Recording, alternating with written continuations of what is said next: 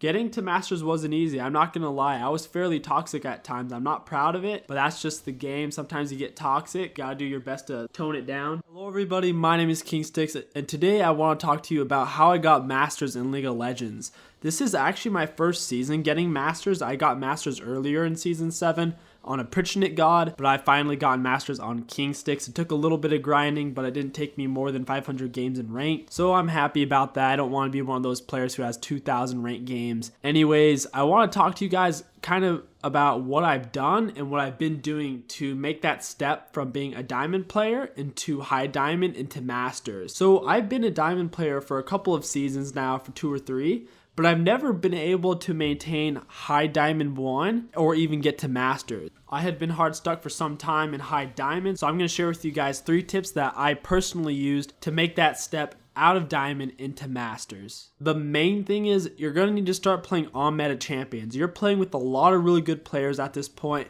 who know their champions, they know how to use them and know how to use them against you. By that logic, if you're playing a champion who isn't inherently very good, you're putting yourself at a huge disadvantage for no reason. Even if you are good at that champion, assuming you're good at it, if someone on the enemy team is good at their champion and that champion also happens to be strong in the current meta, then you're at a pretty big disadvantage. To give you guys an example of this, there's a player in high elo, I think he's Diamond 2 or Diamond 1. His name is the Egg Salad or Egg Salad. He's a Vel'Koz only main, and he pretty much only plays Vel'Koz support. And the problem with that is Vel'Koz support sucks, because if you play Vel'Koz support against any support that builds Ardent Sensor, you're pretty much automatically going to lose every time, which is the reason Egg Salad has like over 2,000 games played in ranked this season and he's hard stuck. He's confining himself to such a small champ pool that isn't even viable, that he's playing so many games and still being hard stuck. It's honestly, I feel bad for him. I'm not saying like, oh, he deserves your sympathy or pity. I would really hate to be him only playing one champion. That would be so boring, and to be hard stuck because that champion isn't in the meta. Don't get me wrong, he's a great Vel'Koz player,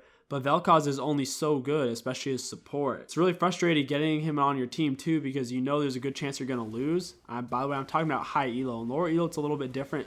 But in high elo, when you get him on your team, you know there's a good chance you're going to lose, especially when the enemy team has a Ardent Sensor support. So let's pretend you are playing champions who are really strong, but then a new patch comes out and those champions aren't very good anymore and you're not really winning with them. You got to change your champions. If the patch comes out and then the champions you have been playing are now bad, you got to drop them and learn 2 more champions in normals or flex queue. You don't want to be learning champions in solo ranked queue. For example, earlier I was playing a lot of support, but then support champions got kind of weird, so I stopped playing Soraka because I couldn't really win with her, and I switched over to jungle. I played a lot of Warwick. He got me into high diamond, but then at that point, playing Warwick, I could still win with him, but it wasn't a high 60% win rate like it had been. So I switched over and started playing more tank junglers, which happened to be the meta, which is great. So I started playing a lot of Rammus and Sejuani, and it's done absolute wonders for me. That's not enough though. That alone didn't really get me into Masters as fast as I have done it. Second thing that I've done to get myself into Masters, I dodge a lot of games. Each day I probably dodge 2 to 3 games. I don't really care about the queue wait because I can go make food, work on a video, or go do chores or something. I can just take care of business. I don't really care about the queue wait. The main thing that you need to know about dodging is it does not affect your MMR whatsoever. Say you're getting 26 LP per win in ranked solo duo queue. If you dodge 50 games in a row, you're still going to be getting 26 LP on your next win. It doesn't matter how many games you dodge. It doesn't affect your MMR, only your current LP. Something that's very important about this is right when you get into champ select, it'll say Dingleberry has joined the lobby. It'll say Dickhead has joined the lobby. It'll say KingStix has joined the lobby. It'll have you and your 4 teammates, and it'll say you've all joined the lobby. Copy and paste that whole thing just in one stroke. Copy and paste it into OPGG and then give it a quick look over. If you see that 2 or more of your teammates are straight up auto-filled, so for example, if you have a Renekton main who got put as support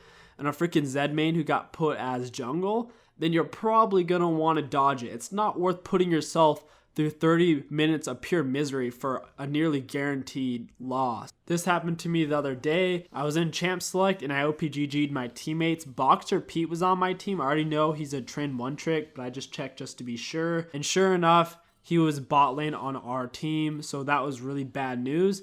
And then we had a 1-trick Syndra main, and she was support, so I was just like, fuck man, this isn't worth it. Not only that, but our mid laner was a top lane main, so we had 3 auto-filled people on our team. So I knew for sure I was going to dodge.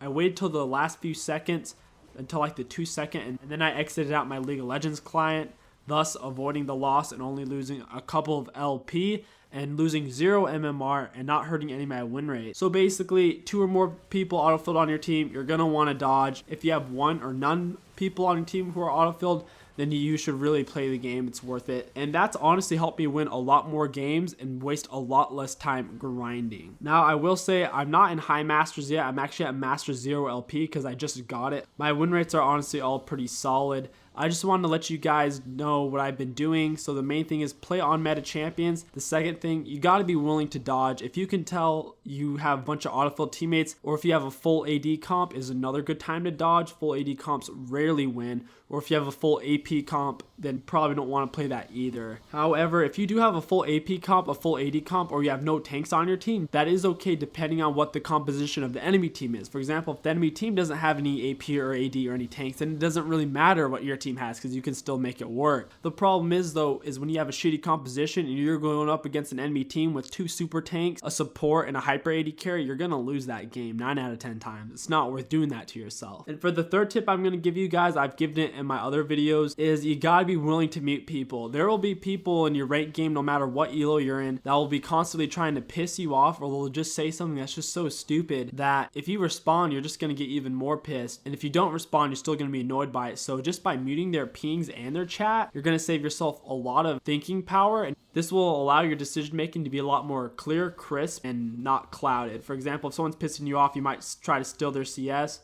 or you might be too busy typing that you get killed, or just something stupid like that happening. So my 3 tips: play on meta champions, don't be afraid to dodge, and finally, muting people is okay, especially if you know that they're going to tilt you or if they have been tilting you. That's honestly the 3 main things I've done to get to masters. I didn't play any duo queue whatsoever. I might have 1 duo queue game out of every 20 solo queue games, maybe. Very rare. I honestly don't like to duo queue whatsoever. The only time I do it is if someone asks me to, and if I kind of want to, then I'll play 1 game, but I really don't enjoy it whatsoever. Whenever I duo queue, I feel like it just makes it harder in ranked because it will put 2 stacked enemies on the other team who are also duo, so you usually go up against 2 smurfs, which isn't fun. Alright guys, that is going to wrap up this video. Thank you all so much for watching. Don't forget to like, comment, and subscribe.